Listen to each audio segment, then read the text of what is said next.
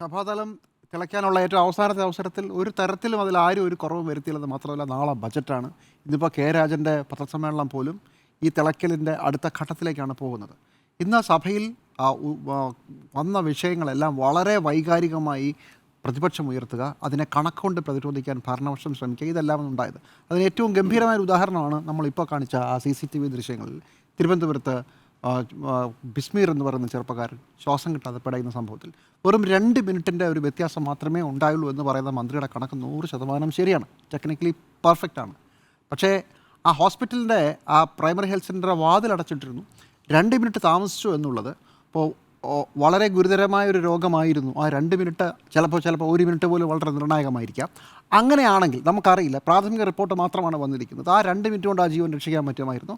അതല്ല, ഇദ്ദേഹത്തിന് വളരെ ഗൗരവമായ അസുഖം പിന്നീടാണ് കൂടിയത് എന്നാണ്, നമുക്കറിയില്ല. പക്ഷേ ടെക്നിക്കലി മന്ത്രി പറഞ്ഞത് ശരിയാണ്, 2 മിനിറ്റ് വളരെ ചെറിയൊരു സമയമാണ് നമുക്കിപ്പോൾ പറയുന്നു. പക്ഷേ ആ വാതിലടച്ചിട്ടതിന് പറഞ്ഞ ന്യായം ഒരു തരത്തിൽ നമുക്ക് അംഗീകരിക്കാനാവില്ല. പട്ടി വരും, അതുകൊണ്ട് ആശുപത്രിയുടെ ഗേറ്റ് അടച്ചിടും.